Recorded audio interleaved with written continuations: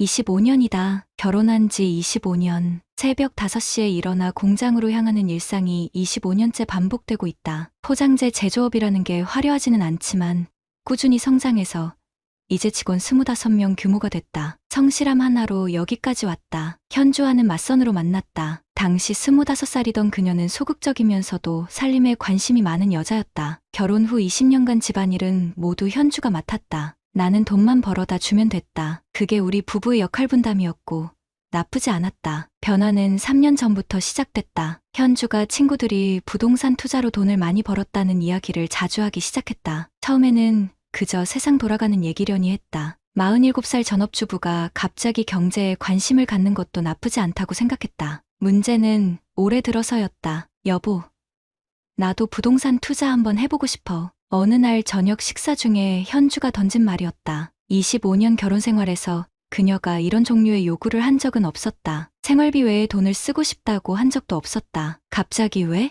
친구들 보니까 다들 뭔가 하나씩은 하더라고. 나만 집에서 빈둥거리는 것 같아서. 빈둥거린다. 25년간 집안일을 도맡아 해온 아내의 입에서 나온 말이라고는 믿기 어려웠다. 하지만 나는 별말을 하지 않았다. 원래 말이 많은 편이 아니다. 투자라는 게 위험한 거 아니야? 요즘은 전문가들이 다 알려준대. 정 팀장님이라고 부동산 투자 전문 컨설턴트인데 친구 소개로 알게 됐어. 정 팀장. 처음 듣는 이름이었다. 현주가 새로운 사람들과 만난다는 것 자체가 낯설었다. 20년간 동네 아줌마들하고만 어울리던 사람이었는데 얼마나 하려고? 일단 소액으로 1,000만 원 정도? 1,000만 원이 소액이라니. 내가 새벽 5시에 일어나서 한 달 벌어야 1,000만 원이다. 하지만 25년간 모은 재산이 있으니 불가능한 금액은 아니었다. 좀 더 알아보고 하자. 그날은 그렇게 끝났다. 하지만 며칠 후부터 현주의 행동이 달라지기 시작했다. 휴대폰을 자주 들여다봤다. 예전에는 드라마나 뉴스 정도만 봤는데 이제는 뭔가를 열심히 검색하고 있었다. 화면을 힐끗 봤더니 부동산 관련 카페들이었다. 옷차림도 변했다. 집에서만 입던 편한 옷 대신 외출복을 자주 입기 시작했다. 47살 아내가 갑자기 화장을 진하게 하고 향수까지 뿌리는 모습이 어색했다. 오늘 어디가? 정 팀장님이랑 투자 상담 있어. 좋은 매물 있다고 보여주신대. 일주일에 2번, 때로는 3번씩 외출이 늘어났다. 항상 투자 상담 때문이었다. 그런데 상담을 그렇게 자주 받아야 하나? 어느 날은 명품 가방을 들고 나가는 것도 봤다. 예전에 명절 때 사준 가방이었는데 평소에는 아껴두고 안 쓰던 것이었다. 가방까지 들고 가야 해? 정 팀장님이 투자자들 모임에 소개해 주신대. 첫인상이 중요하잖아. 투자자 모임. 현주가 그런 자리에 어울릴 것 같지는 않았지만 뭐라고 할 말은 없었다. 47살에 새로운 일에 도전하는 것이 나쁠 건 없으니까. 하지만 이상한 건 계속 늘어났다. 저녁 시간이 자꾸 늦어졌다. 예전에는 내가 7시에 퇴근하면 이미 저녁이 준비되어 있었는데 이제는 8시, 9시에도 집에 없을 때가 많았다. 투자 공부하느라 시간 가는 줄 몰랐어. 핑계는 그럴듯했다. 하지만 25년 동안 정시에 저녁을 차려주던 아내가 갑자기 이렇게 변한다는 게 자연스럽지는 않았다. 딸 유진이도 눈치를 챘는지 물어봤다. 아빠, 엄마 요즘 왜 그래요? 자꾸 나가시고. 엄마가 새로운 일 배우고 계셔서 그래. 24살 딸에게 부부 사이의 의심을 털어놓을 수는 없었다. 하지만 유진의 표정을 보니 나만 이상하게 생각하는 건 아닌 것 같았다. 결정적인 순간은 한 달 전이었다. 현주가 평소보다 일찍 들어왔는데 뭔가 들뜬 표정이었다. 여보, 정말 좋은 기회가 왔어. 정 팀장님이 수익률 20% 나오는 매물을 소개해 주신대. 수익률 20%, 은행 금리가 34%인 시대에 20%라니. 상식적으로 말이 안 됐다. 그런 좋은 게 있으면 왜 우리한테 주려고 하지? 정 팀장님이 나를 믿고 특별히 다른 사람들은 못하는 거래래. 믿고 47살 전업주부를 믿는다는 게 무슨 의미인지 모르겠었다. 하지만 현주의 눈빛이 너무 확신에 차 있어서 더 이상 반대하기 어려웠다. 그날 밤 나는 잠이 오지 않았다. 25년간 성실하게 모은 재산이 위험해질 수도 있다는 생각 때문이었다. 하지만 더 큰 불안감은 따로 있었다. 현주가 변하고 있다는 느낌이었다. 25년 동안 알던 아내가 아닌 다른 사람이 되어가는 것 같았다. 새벽 5시 알람이 울렸다. 또 하루가 시작됐다. 공장으로 향하는 차 안에서 나는 생각했다. 좀 더 지켜봐야겠다고. 말 없는 남자라고 무신경한 건 아니니까. 한 달이 더 지났다. 현주의 외출은 더욱 빈번해졌고 나는 조용히 관찰을 계속했다. 말없는 성격이 이럴 때는 도움이 됐다. 의심하고 있다는 티를 내지 않으면서도 모든 변화를 놓치지 않을 수 있었다. 첫 번째 단서는 유진이가 가져다 줬다. 아빠, 엄마 핸드폰에 이상한 남자분이 자꾸 연락해요. 대학생인 딸이 조심스럽게 꺼낸 말이었다. 유진은 어렸을 때부터 관찰력이 뛰어났다. 나를 닮아서 말은 많지 않지만 눈치는 빠른 편이다. 어떤 연락? 정도환이라는 분인데 카톡이 정말 많이 와요. 그리고 엄마가 그분 메시지 볼 때는 표정이 달라져요. 정도환? 정 팀장의 본명이었다. 현주는 항상 정 팀장님이라고 불렀는데 유진은 본명을 알고 있었다는 얘기다. 그만큼 자주 연락이 온다는 뜻이었다. 메시지 내용은 봤어? 자세히는 못 봤는데 오늘 수고하셨어요.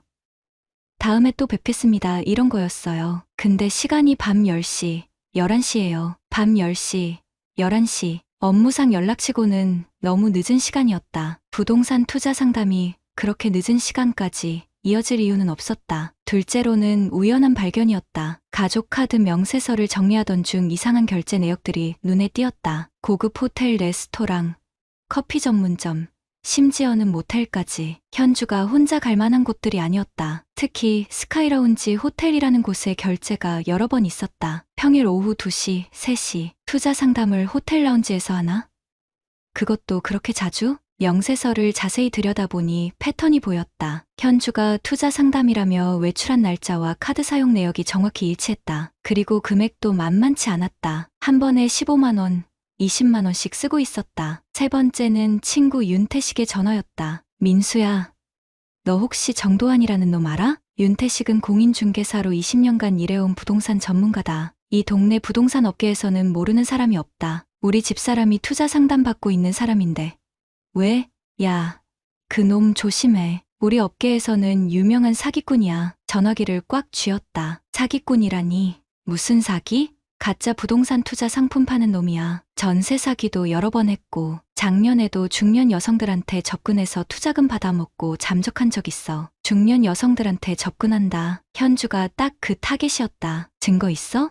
우리 공인중개사 단체 카톡방에 블랙리스트로 올라와 있어. 사진까지 있으니까 확인해봐. 윤태식이 보내준 사진을 보는 순간 확신이 섰다. 바로 그 남자였다. 현주가 보여준 정 팀장의 명함 사진과 동일한 인물이었다. 마지막 결정타는 블랙박스였다. 현주가 내 차를 빌려 쓴 날이 있었다. 자기 차가 정비소에 있다며 하루 빌려달라고 했다. 그날 저녁 차를 돌려받으며 습관적으로 블랙박스를 확인했다. 녹음 기능이 켜져 있었다. 원래는 사고 대비용으로 설정해둔 건데 이상한 대화가 들어있었다. 현주의 목소리였다. 그런데 내가 들어본 적 없는 톤이었다. 애교 섞인 목소리로 누군가와 통화하고 있었다. 오빠, 정말 고마워요. 이렇게 신경 써주시고.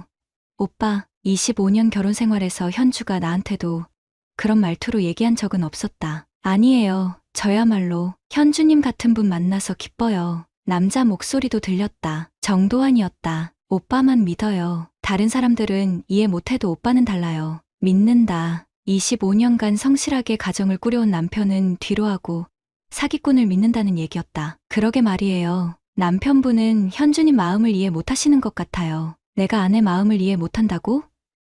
25년 동안 새벽 5시에 일어나 공장 다니면서 가정을 책임진 게 이해가 아니라는 건가? 맞아요. 여자도 뭔가 해보고 싶은 게 있는데 남편은 그냥 집에 있으라는 식이에요. 거짓말이었다. 나는 현주의 투자에 반대한 적이 없었다. 다만 신중하게 하자고 했을 뿐이었다. 녹음을 끝까지 들어보니 더 충격적인 내용이 나왔다. 둘이서 만날 약속을 잡고 있었다. 그것도 내가 출장 가는 날을 노려서. 다음 주 목요일에 부산 출장 간다고 하셨죠?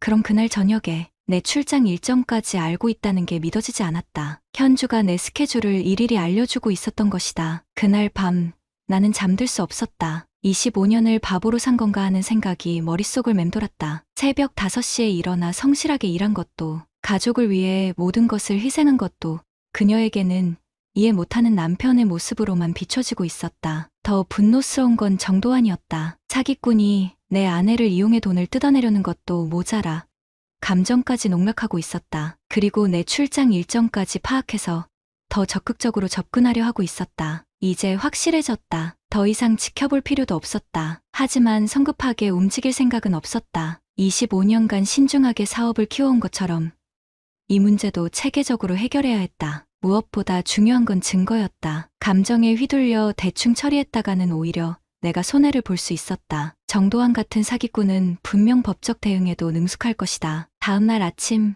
평소처럼 새벽 5시에 일어났다. 현주는 아직 자고 있었다. 예전 같았으면 나를 위해 일찍 일어나 아침을 차려주곤 했는데 이제는 그런 것도 없었다. 공장으로 향하는 차 안에서 계획을 세웠다. 우선 변호사와 상담을 받아보자. 그리고 더 확실한 증거를 모아야 했다. 감정에 휘둘리지 않고 냉정하게 대응할 것이다. 말없는 남자라고 무시한 게 그들의 첫 번째 실수였다. 변호사 사무실은 시내 중심가에 있었다. 인터넷에서 이혼 전문 변호사를 검색해서 찾은 곳이었다. 50년 인생에서 변호사와 상담을 받게 될 줄은 몰랐다. 블랙박스 녹음이라면 전혀 문제 없습니다. 본인 차량에서 자동으로 녹음된 거니까 합법적인 증거죠. 변호사는 내가 가져온 USB를 확인하며 말했다. 그런데 상대방이 사기꾼이라면 단순 불륜을 넘어선 문제네요. 전세 사기나 투자 사기 관련해서는 형사고발도 가능합니다. 형사고발, 생각해보지 못한 부분이었다. 정도환을 상간자로만 봤는데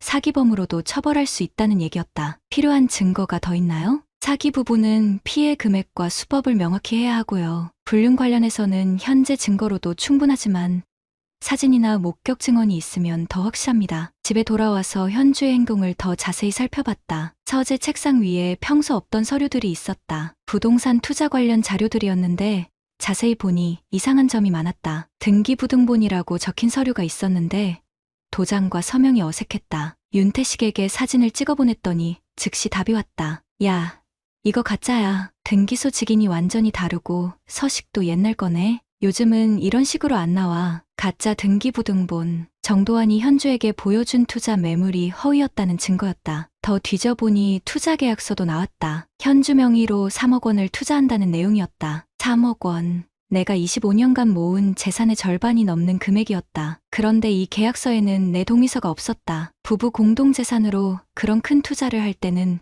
배우자 동의가 필요한데 말이다. 계약서를 자세히 보니 더 가관이었다. 계약 상대방이 정도환이 아니라 주미레스 플러스라는 회사였다. 회사 주소를 인터넷에서 검색해보니 존재하지 않는 곳이었다. 페이퍼 컴퍼니였다. 정도환이 만든 가짜 회사로 현주를 속이고 있었던 것이다. 그 다음 주 목요일, 내 부산 출장 날이 다가왔다. 블랙박스 녹음에서 들었던 바로 그날이었다. 나는 일부러 출장을 취소하지 않았다. 대신 다른 방법을 택했다. 출장을 간다고 하고 집을 나선 후 윤태식에게 연락했다. 태식아, 오늘 좀 도와줄 수 있어? 무슨 일인데? 정도환이라는 놈이 우리 집사람이랑 만날 예정이야. 확실한 증거를 잡고 싶어. 윤태식은 흔쾌히 도와주겠다고 했다. 그도 정도환 때문에 피해를 본 고객들을 많이 봤다고 했다. 오후 6시, 현주가 외출했다. 친구 만나고 온다는 말을 남기고. 하지만 옷차림을 보니 단순한 친구 모임은 아니었다. 새로 산 원피스에 명품 가방, 평소보다 진한 화장까지. 윤태식과 나는 충분한 거리를 두고 뒤따랐다. 현주가 향한 곳은 시내 한복판의 고급 호텔이었다. 카드 명세서에서 봤던 바로 그 스카이라운지 호텔이었다. 호텔 로비에서 30분 정도 기다리자 정도환이 나타났다. 40대 초반으로 보이는 남자였는데 정장을 깔끔하게 입고 있었다. 사기꾼 치고는 외모가 번듯했다. 두 사람은 호텔 라운지로 올라갔다. 우리는 1층 카페에 앉아서 기다렸다. 2시간 후 그들이 내려왔다. 현주의 표정이 평소와는 완전히 달랐다. 밝고 생기가 넘쳤다. 25년 결혼 생활에서 내게 보여준 적 없는 표정이었다. 호텔을 나온 두 사람은 지하주차장으로 향했다. 우리도 조심스럽게 따라갔다. 그리고 그 순간을 목격했다. 정도환의 차 앞에서 두 사람이 포옹하고 있었다. 단순한 인사가 아니었다. 오랫동안 애정이 담긴 포옹이었다. 윤태식이 휴대폰으로 사진을 찍었다. 더 충격적인 건 그 다음이었다. 현주가 정도환의 뺨에 키스를 했다. 가벼운 인사가 아니라 연인 사이에 그것이었다. 가슴이 무너져 내리는 느낌이었다. 25년간 믿어온 아내가 다른 남자와 이런 모습을 보이다니. 그것도 사기꾼과. 윤태식이 내 어깨를 툭 쳤다. 민수야, 충분해. 이제 그만 가자. 집으로 돌아오는 길이 가장 길게 느껴졌다. 25년 결혼 생활이 한순간에 무너지는 소리가 들리는 것 같았다. 집에 도착하니 현주는 이미 와 있었다. 평소처럼 아무렇지 않은 표정으로 TV를 보고 있었다. 출장 어떻게 갔다 왔어? 일찍 왔네. 일이 빨리 끝나서. 나는 오늘 친구들이랑 오랜만에 만났어. 정말 오랜만에 즐거웠어. 친구들, 정도환과의 만남을 친구들과의 모임이라고 거짓말하고 있었다. 25년간 거짓말을 해본 적 없던 아내가 이렇게 자연스럽게 거짓말을 하다니. 그날 밤 나는 서재에 앉아 모든 증거를 정리했다. 블랙박스 녹음 파일, 가짜 계약서, 카드 사용 내역, 그리고 오늘 찍은 사진들까지. 변호사가 말한 대로 증거는 충분했다. 정도환의 사기 행위와 불륜, 둘 다 명확하게 입증할 수 있었다. 컴퓨터 화면을 보며 생각했다. 이제 어떻게 할 것인가. 25년간 쌓아온 모든 것이 무너져 버렸지만 그냥 당하고 있을 생각은 없었다. 새벽 5시 알람이 울렸다. 평소처럼 일어나 출근 준비를 했다. 하지만 마음가짐은 완전히 달랐다. 오늘부터는 반격의 시작이었다. 현주는 아직 자고 있었다. 25년간 나를 위해 일찍 일어나 아침을 차려주던 아내는 이제 없었다. 대신 사기꾼과 미래를 즐기는 다른 여자가 있을 뿐이었다. 공장으로 향하는 차 안에서 변호사에게 전화했다. 증거 충분히 모았습니다. 이제 시작하죠.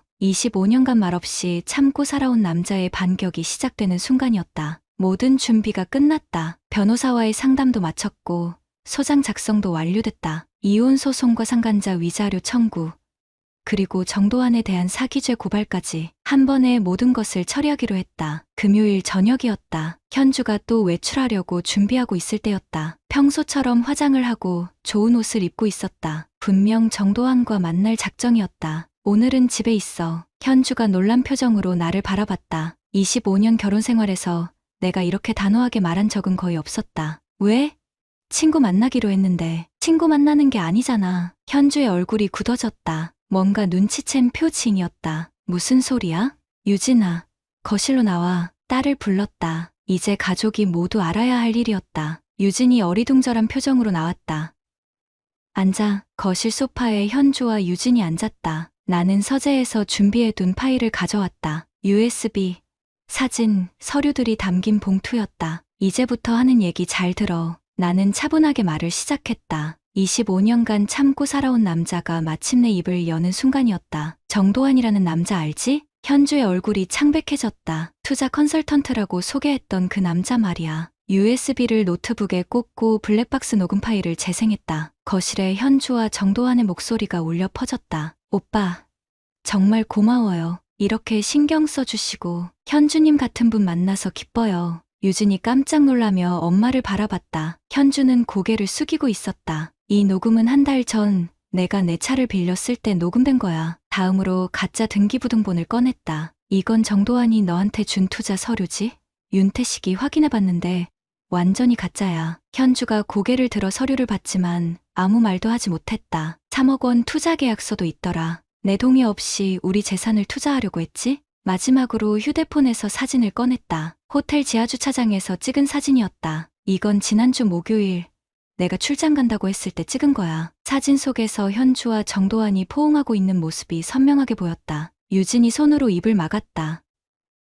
엄마, 현주가 드디어 입을 열었다. 민수야, 이건 오해야. 정말 오해라고. 25년 고생해서 모은 재산을 사기꾼한테 넘겨주려고 했던 것도 오해야? 목소리를 높이지 않았다. 대신 더 차갑게 말했다. 투자 상담이라고 거짓말하면서 그 남자와 호텔에서 만난 것도 오해야? 아니야. 정말 처음에는 투자 상담이었어. 그런데 시간이 지나면서 뭐? 사기꾼이랑 사랑에 빠졌다고? 현주가 울기 시작했다. 하지만 나에게는 더 이상 통하지 않았다.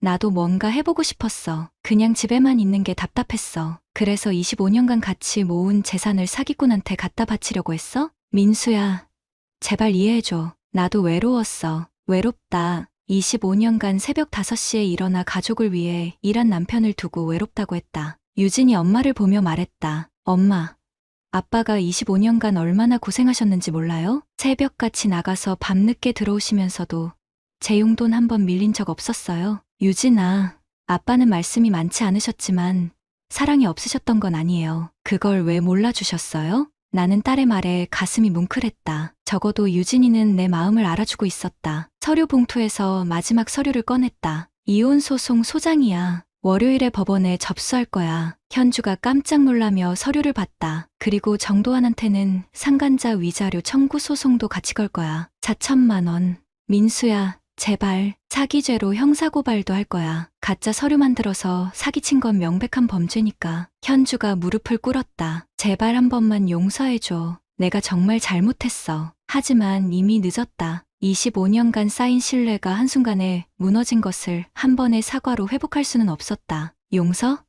25년 동안 바보로 살라고? 나는 서류들을 다시 봉투에 넣었다. 이제 끝이야. 내가 선택한 길이니까 끝까지 가자. 그날 밤 현주는 친정으로 갔다. 유진과 나만 집에 남았다. 아빠, 끝까지 가세요. 잘못한 사람이 대가를 치러야죠. 딸의 말에 나는 더욱 확신이 섰다. 25년을 바보로 살았지만 이제는 달랐다. 월요일 아침 변호사 사무실에서 모든 서류를 접수했다. 이혼 소송, 상간자 위자료 청구, 그리고 정도환에 대한 사기죄 고발까지. 이 정도 증거면 승소는 확실합니다. 정도환은 사기죄로 처벌받을 가능성이 높고요. 변호사의 말에 고개를 끄덕였다. 다른 피해자들도 있을 거예요. 수사가 시작되면 연쇄적으로 밝혀질 겁니다. 공장으로 향하는 차 안에서 생각했다. 말없는 남자라고 만만하게 본 게 그들의 첫 번째 실수였다. 이제 그 대가를 치를 시간이다. 오정희가 승리한다. 6개월이 걸렸다. 법정에서 모든 결과가 나오기까지 그 정도 시간이 필요했다. 하지만 기다린 보람이 있었다. 첫 번째 승리는 이혼 소송이었다. 법원은 현주의 불륜을 명백히 인정했다. 재산 분할도 7대3으로 나에게 유리하게 판결났다.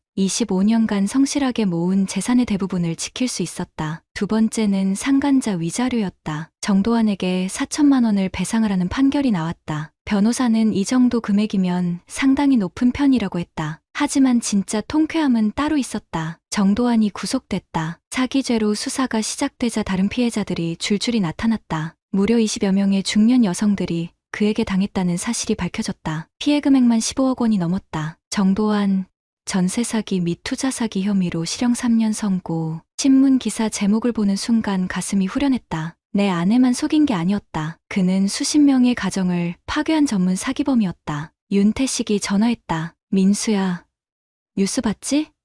내 덕분에 다른 피해자들도 구제받게 됐어. 내가 고발하지 않았다면 정도환은 계속 다른 가정들을 파괴했을 것이다. 그 생각에 내 선택이 옳았다는 확신이 들었다. 현주의 근황도 들려왔다. 친정에 내려가 있는데 상황이 좋지 않다고 했다. 정도환이 구속되면서 투자금 3억 원도 날아갔다. 그 돈은 우리 부부 공동 재산이었지만 그녀가 사기를 당한 것이니 그녀 몫에서 차감됐다. 무엇보다 사회적 시선이 차가웠다. 작은 동네에서는 소문이 빠르다. 남편 몰래 사기꾼과 바람피운 여자라는 소문이 돌면서 어디서도 일자리를 구하기 어려워졌다고 했다. 나는 딸 유진과 함께 새로운 삶을 시작했다. 25년 만에 처음으로 내 뜻대로 살 수 있게 됐다. 저녁 식사도 간단하게 해먹고 주말에는 등산도 다니고 무엇보다 마음이 편했다. 아빠, 후회 안 해요? 어느 날 저녁 유진이 물었다. 후회? 왜? 25년이나 함께 사셨는데. 나는 고개를 저었다. 후회할 건 없어. 잘못한 사람이 대가를 치른 거니까. 실제로 그랬다. 25년을 바보로 살았다는 생각은 들지만 그것도 이제는 의미가 있었다. 내 신고로 다른 피해자들이 구제받았고 정도환 같은 사기꾼이 처벌받았으니까. 회사 직원들의 시선도 달라졌다. 예전에는 말 없는 사장님 정도였다면 이제는 원칙이 있는 사장님으로 평가받고 있었다. 사장님, 정말 대단하세요. 저였으면 중간에 포기했을 텐데 포기할 이유가 없었어요. 잘못한 건 잘못한 거니까. 간단한 대답이었지만 내 진심이었다. 6개월 전까지만 해도 나는 25년간 말없이 참고 살아온 그저 그런 남편이었다. 아내의 투자 열풍을 이상하게 여기면서도 뭐라고 하지 못하는 소극적인 남자였다. 하지만 이제는 달랐다. 확실한 증거를 모으고 법적 절차를 통해 정당하게 해결했다. 감정에 휘둘리지 않고 냉정하게 대응했다. 그 결과 완전한 승리를 거뒀다. 어제 윤태식이 또 다른 소식을 전해줬다. 민수야, 정도환이 감옥에서 다른 죄수들한테 맞고 있다더라. 사기꾼들은 감옥에서도 인기가 없거든. 자업자득이었다. 수십 명의 가정을 파괴한 대가를 치르고 있는 것이다. 오늘도 새벽 5시에 일어났다. 25년간 반복해온 일상이지만 마음가짐은 완전히 달랐다. 이제는 누구를 위해서가 아니라 내 자신을 위해 일하고 있다. 유진과 함께 꾸려가는 새로운 가정을 위해서. 공장으로 향하는 차 안에서 라디오를 켰다. 뉴스에서 또 다른 투자 사기 사건을 보도하고 있었다. 중년 여성들을 노린 수법이었다. 그런 뉴스를 들을 때마다 생각한다. 내가 용기를 내지 않았다면 정도환은 계속 다른 가정들을 파괴했을 것이라고, 그리고 현주도 더 큰 피해를 봤을 것이라고, 말없는 남자라고 만만하게 본 게 그들의 첫 번째 실수였다. 25년간 참고 살아온 것이 약함이 아니라는 걸 이제 세상이 알고 있다. 정의가 승리했다. 그것만으로도 충분하다. 구독자님들, 오늘 사연 댓글로 공유해 다른 분들과 함께 의견 나눠보세요. 저도 읽어보며 소통하겠습니다. 아내가 달라진 건 그 독서 모임에 나가기 시작하면서부터였다. 매일 아침 반복되는 일상이었다. 나는 출근 준비를 하고, 소연은 하윤이 도시락을 싸고, 우리는 바쁘게 서로 스쳐 지나갔다. 10년 차 결혼 생활은 그렇게 편안하고 무난했다. 불만은 없었지만 특별함도 없었다. 그저 우리는 부모로서, 직장인으로서의 역할에 충실했을 뿐이다. 준호 씨, 나 이번에 학교에서 하는 독서 모임 들어가 볼까 해요. 소연이 저녁 식사 후 조심스럽게 말을 꺼냈을 때 나는 그저 고개를 끄덕였다. 대학 때 도서관 사서였던 소연이 책을 좋아한다는 건 알고 있었다. 결혼하고 하윤이를 낳은 후로는 그런 취미를 거의 즐기지 못했지만 좋지 않아? 예전에 책 좋아했잖아. 나가봐. 짧게 대답하고 노트북을 다시 열었다. 회사 업무는 늘 밀려 있었고 팀장으로서의 책임감은 무거웠다. 그날 밤 소연의 얼굴에 번진 미소가 오랜만에 보는 것이라는 사실을 나는 그때 미처 알아채지 못했다. 독서 모임은 매주 목요일 오전 10시에 학교 도서관에서 열렸다. 하윤이가 수업 중일 때 학부모들이 모여 한 달에 한 권씩 책을 읽고 토론하는 자리였다. 처음에는 소연이 모임에서 돌아오면 책 내용을 열정적으로 이야기했다. 오랜만에 지적 대화를 나눈 듯 눈빛이 반짝였다. 오늘은 나를 찾아가는 여행이라는 책을 토론했어. 엄마로만 살다 보니 정작 나는 잃어버린 것 같다는 이야기가 나왔는데 소연의 말을 듣고 있었지만 솔직히 말하면 절반쯤은 흘려들었다. 일에 지친 저녁 시간, 아내의 독서 모임 이야기보다는 잠시라도 쉬고 싶었을 뿐이다. 소연은 열정적으로 말하다가 내 반응이 시들해지면 조금씩 목소리를 낮추었다. 그럴 때마다 나는 미안했지만 다음 날의 업무 걱정에 쉽게 잠들곤 했다. 2달쯤 지났을까. 소연의 이야기 속에 자주 등장하는 이름이 있다는 걸 알아챘다. 유 변호사님이 말씀하시길. 유 변호사님 의견은 달랐어. 그분은 처음에는 그저 존경하는 독서 모임 멤버인가 싶었다. 어느 날 저녁 하윤이가 무심코 내게 물었다. 아빠, 엄마가 유재석 삼촌이랑 많이 웃어요. 독서 모임 끝나고 카페에서도 이야기한대요. 그때 처음으로 희미한 불안감이 스쳤다. 유재석 삼촌이 누구지? 엄마 독서 모임에 오는 하은이 아빠요. 변호사래요. 엄마가 그분은 책을 정말 깊이 읽는다고 했어요. 자리에서 일어나 거실 창문으로 밤하늘을 바라보았다. 갑자기 가슴이 답답해졌다. 소연은 주방에서 설거지를 하고 있었고 그녀의 휴대폰이 식탁 위에서 불빛을 깜빡였다. 메시지가 와 있었다. 침대에 누워 생각했다. 아내가 독서 모임에 나가기 시작한 후로 조금씩 달라졌다는 것을. 화장이 조금 더 정성스러워졌고 옷차림에도 신경을 더 쓰게 됐다. 목요일 아침이면 거울 앞에서 머리를 손질하는 시간이 길어졌다. 당연한 변화라고 여겼다. 오랜 시간 집안에만 있다가 밖에 나가니 자연스러운 일이라고. 그날 밤 소연이 샤워를 마치고 침대에 누웠을 때 향기가 달랐다. 새 샴푸냐고 물었더니 회원들과 함께 산 거라고 했다. 잠들기 전 소연이 내게 물었다. 준호 씨, 나 요즘 어때요? 달라진 점 없어요? 피곤했지만 고개를 돌려 소연을 바라봤다. 그녀의 눈빛에는 뭔가 기대가 어려 있었다.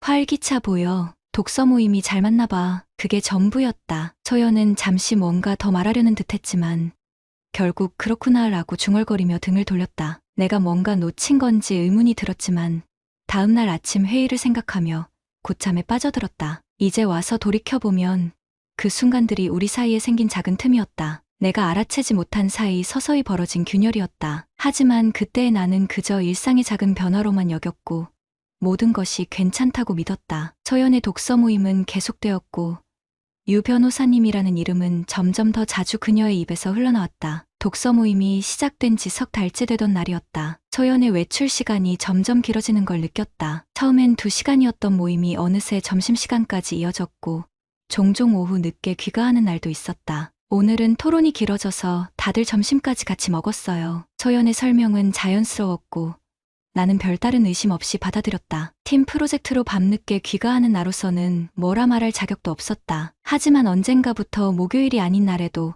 소연은 외출이 잦아졌다. 도서관에 새 책을 보러 가요. 친구들이랑 차 마시기로 했어요. 하윤이 학용품 좀 사올게요. 그날은 평범한 화요일이었다. 퇴근 후 집에 들어서자 하윤이가 혼자 숙제를 하고 있었다. 엄마, 유재석 삼촌이랑 책 이야기한대. 나한테 저녁 먹으라고 김밥 사다 놓고 갔어. 가슴 한구석이 묘하게 불편해졌다. 소연에게 전화를 걸었지만 받지 않았다. 1시간 후 현관문이 열리는 소리에 거실로 나갔다. 벌써 왔어요? 오늘은 일찍 퇴근했네. 서연의 얼굴은 상기되어 있었고 입술은 평소보다 선명했다. 새로 바른 립스틱이었다. 향수 냄새도 평소와 달랐다. 어디 갔다 왔어?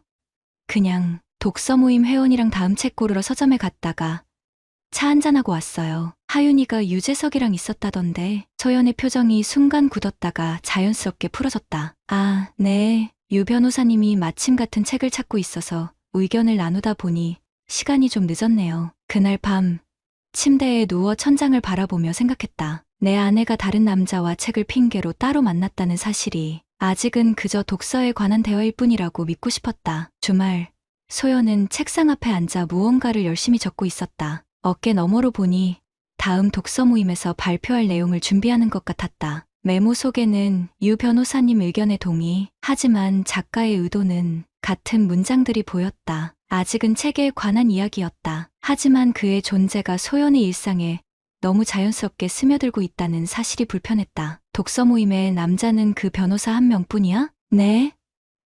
아, 네. 유 변호사님만 유일한 아빠예요. 부인이 해외 주재원으로 나가서 아이를 혼자 키우고 계시거든요. 그 말에 별다른 감정 없이 고개를 끄덕였지만 왠지 모를 불안감이 커지고 있었다. 그로부터 2주 후 소연의 휴대폰이 울렸다. 소연이 샤워 중이어서 무심코 화면을 봤다. 유재석이라는 이름이 떠 있었다. 순간 손이 먼저 움직였다. 메시지를 열어보니 이전 대화들이 줄줄이 보였다. 오늘 대화가 참 의미 있었습니다. 소연 씨는 타인의 감정을 이해하는 능력이 뛰어나네요. 남편분은 소연 씨의 그런 면을 알아주시나요? 다음엔 길 위에서라는 책은 어떨까요?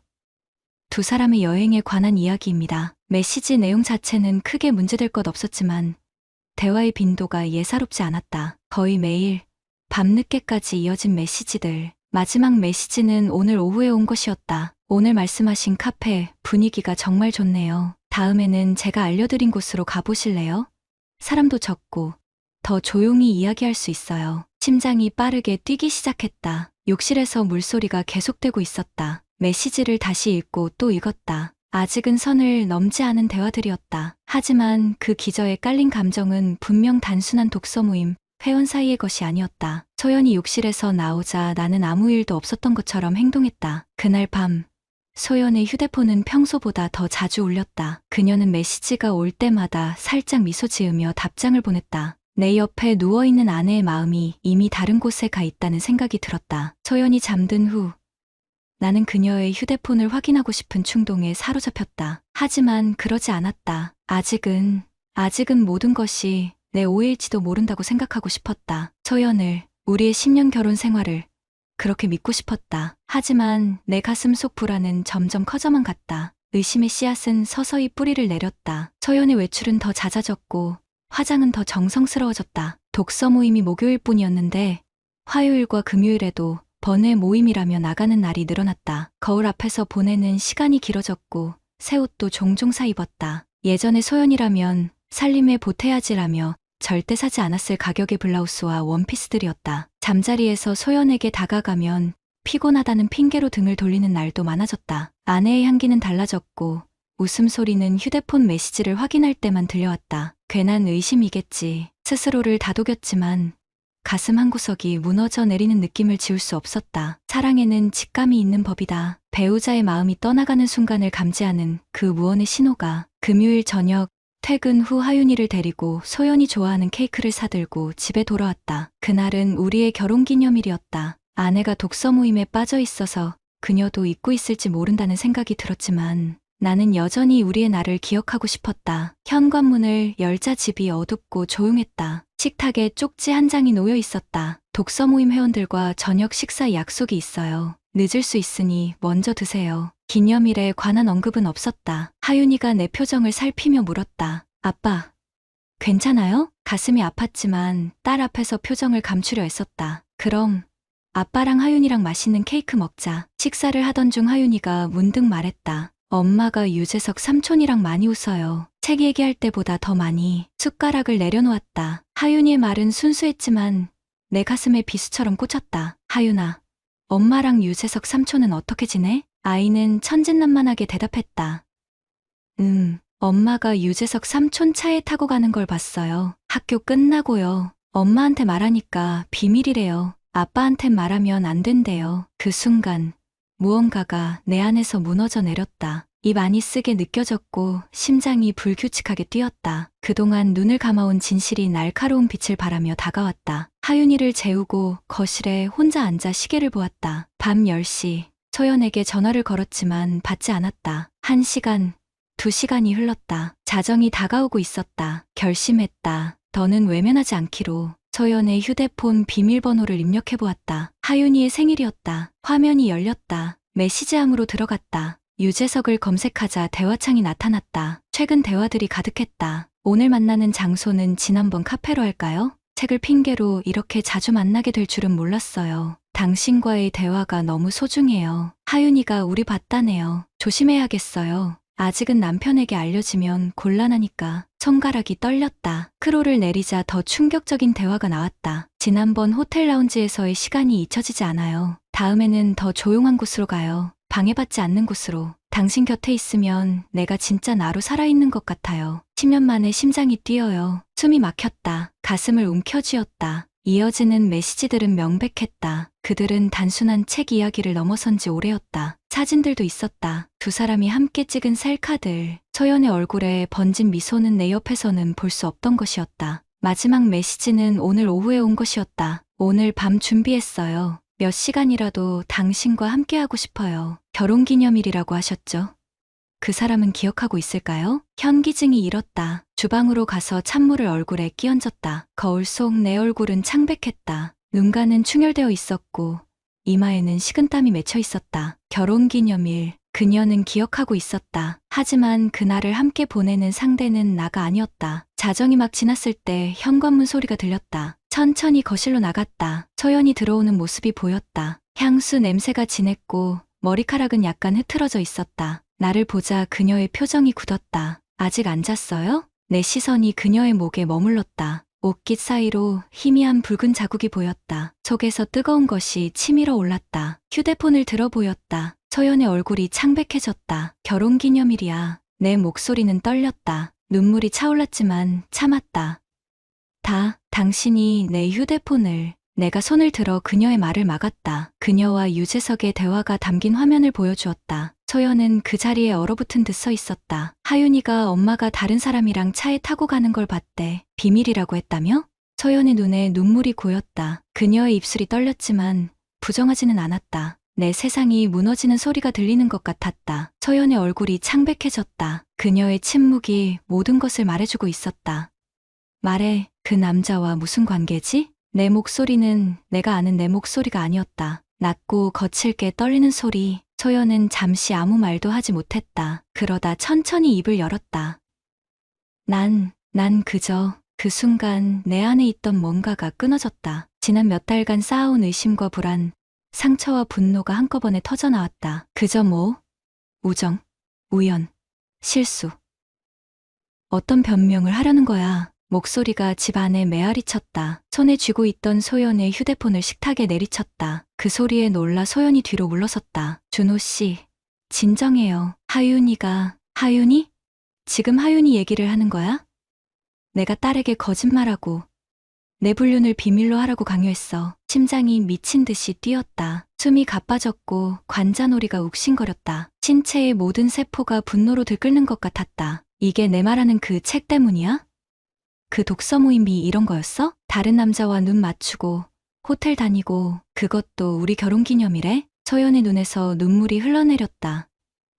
난 그저 나를 찾고 싶었어요. 당신은 이해하지 못해요. 내가 얼마나 외로웠는지, 얼마나 무의미하게 살았는지. 그녀의 말은 내 분노에 기름을 부었다. 외로워? 그럼 나한테 말했어야지. 내가 매일 집에 있는 사람이야. 나는 뭐야? 내 존재는? 10년 동안 함께한 시간은?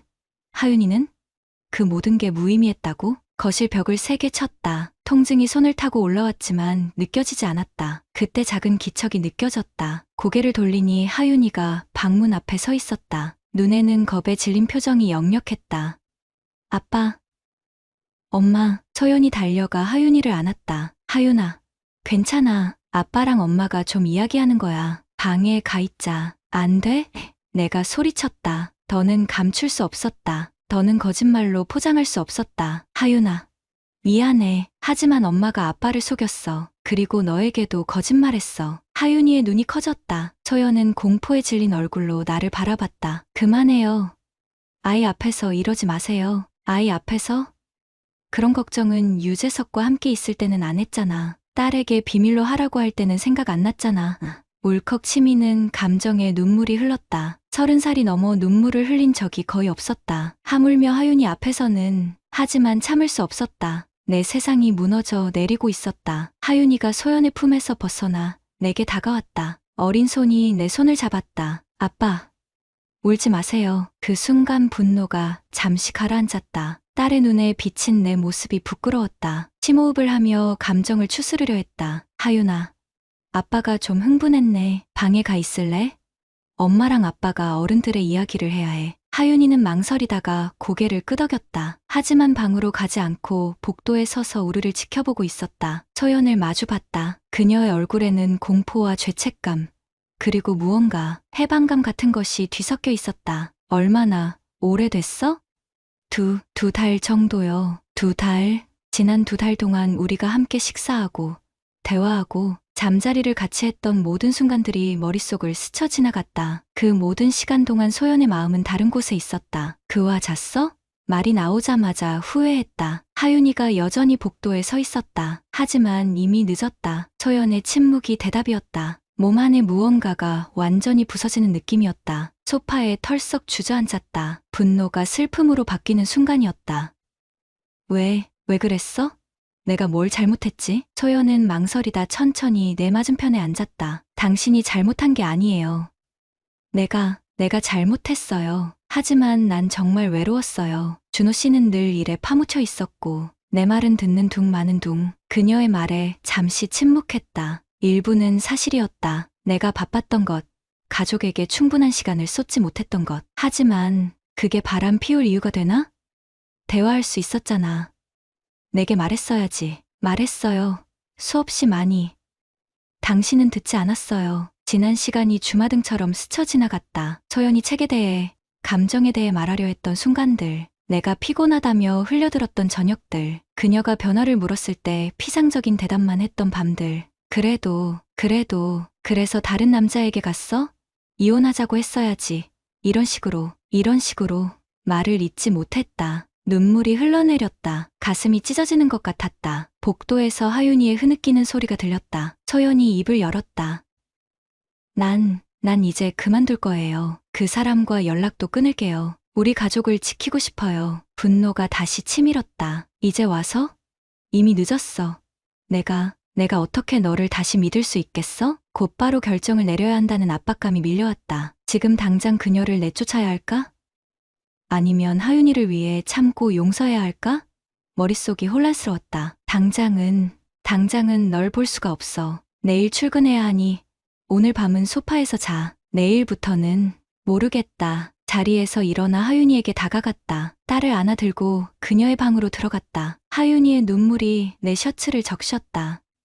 아빠, 엄마가 우리 떠나는 거예요? 가슴이 무너져 내렸다. 아이에게 어떤 말을 해줘야 할지 알 수 없었다. 하윤아, 아빠도 모르겠어. 하지만 아빠는 항상 하윤이 곁에 있을 거야. 약속할게. 하윤이의 방에서 그녀가 잠들 때까지 안고 있었다. 내 인생이 이렇게 무너질 거라고는 상상도 못했다. 내일은 어떻게 해야 할지, 우리 가족은 어떻게 될지 아무것도 확신할 수 없었다. 소연이 우리에게 남긴 배신의 상처는 평범한 독서 모임에서 시작된 것처럼 보였지만 사실은 훨씬 전부터 있었던 균열에 그날 밤 이후로 3달이 흘렀다. 우리 집은 마치 유리 조각을 밟을까 조심하는 사람들처럼 어색한 침묵으로 가득했다. 소연은 약속대로 독서 모임을 탈퇴했고 유재석과의 연락도 끊었다. 그녀가 마지막으로 보낸 메시지를 내게 보여주었다. 모든 것이 잘못되었습니다. 더 이상 연락하지 말아주세요. 제 가족을 지키고 싶습니다. 짧고 명확한 이별 선언이었다. 하지만 그것으로 우리 사이의 깊은 상처가 치유될 리 없었다. 10년의 신뢰가 무너진 자리에는 의심과 분노, 후회가 가득했다. 처음 며칠은 집을 나가 호텔에서 지냈다. 소연의 얼굴을 볼 때마다 불륜 현장이 떠올라 가슴이 찢어지는 듯했다. 하윤이가 아니었다면 아마 완전히 떠났을지도 모른다. 하지만 딸의 눈물 어린 목소리를 들을 때마다 발걸음을 돌릴 수밖에 없었다. 아빠,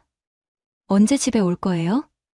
나 아빠 보고 싶어요. 결국 일주일 만에 집으로 돌아왔다. 소연은 게스트룸으로 옮겨갔고 나는 주방을 지나 마주칠 때마다 복잡한 감정에 시달렸다. 증오, 분노, 그리고 여전히 남아있는 사랑의 감정까지. 직장에서 집중하기란 불가능했다. 실수가 늘어났고 팀원들은 내 변화를 눈치챘다. 어느 날 회사 화장실에서 울고 나온 적도 있었다. 42세 남자가 중견기업의 팀장이 사내 화장실에서 소리 없이 눈물을 흘리고 있었다. 나 자신이 처량하고 비참했다. 변호사를 만나 이혼 절차에 대해 상담했다. 그는 상간자 소송도 가능하다고 조언했다. 유재석에게 위자료를 청구할 수 있다는 것이다. 잠시 복수심에 사로잡혀 그 방법을 고려했다. 하지만 그럴 경우 모든 것이 공개되고 하윤이에게까지 상처가 갈 것이 분명했다. 하윤이는 눈에 띄게 달라졌다. 밝고 천진난만했던 아이가 이제는 말수가 적어졌다. 학교에서도 성적이 떨어지기 시작했고 종종 울면서 잠에서 깨어났다. 가장 가슴 아픈 건 하윤이가 소연을 멀리한다는 것이었다. 예전처럼 엄마에게 안기지도 이야기를 나누지도 않았다. 하윤아, 엄마가 간식 만들었어. 같이 먹을래? 소연이 조심스럽게 물으면 하윤이는 고개를 저었다. 배 안 고파요. 숙제해야 해요. 그런 하윤이를 바라보는 소연의 눈에는 깊은 고통이 서려 있었다. 그녀도 자신의 행동이 가족에게, 특히 어린 딸에게 어떤 상처를 주었는지 이제야 깨닫고 있는 듯했다. 소연이 내게 이혼 서류를 건넸던 때가 있었다. 그녀가 먼저 준비한 것이다. 내가 책임질게요. 하윤이는 당신이 키웠으면 해요. 그 말에 분노가 치밀었다. 내가 책임진다고? 이제 와서?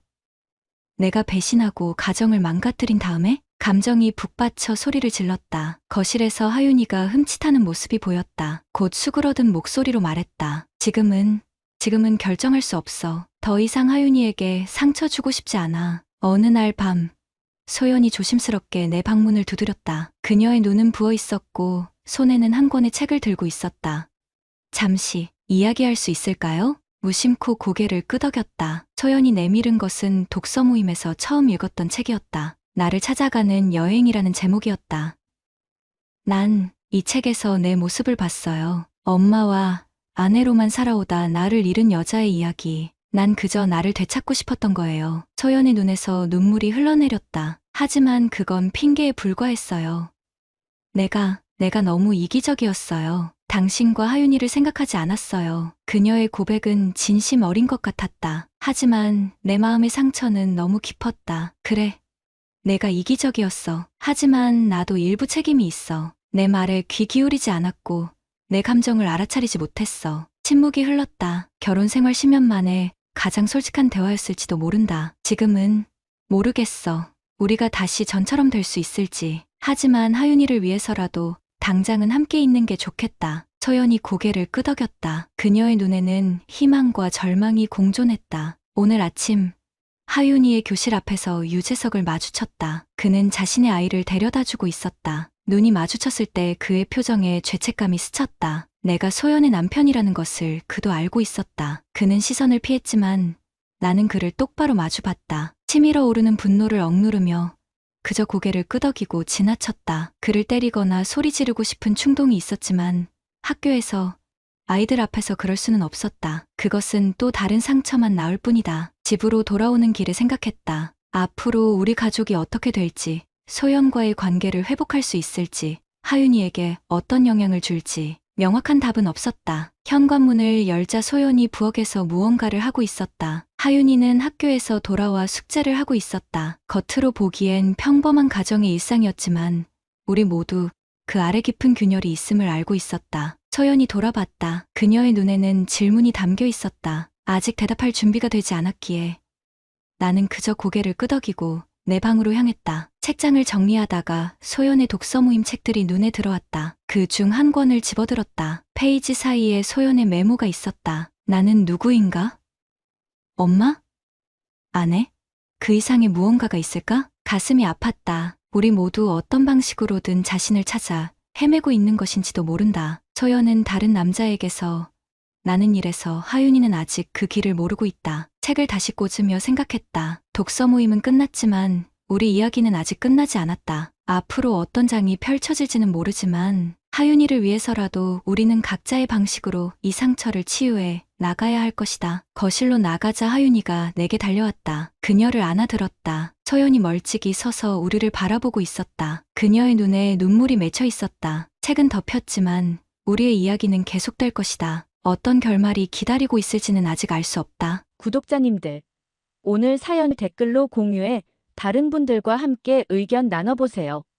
저도 읽어보며 소통하겠습니다.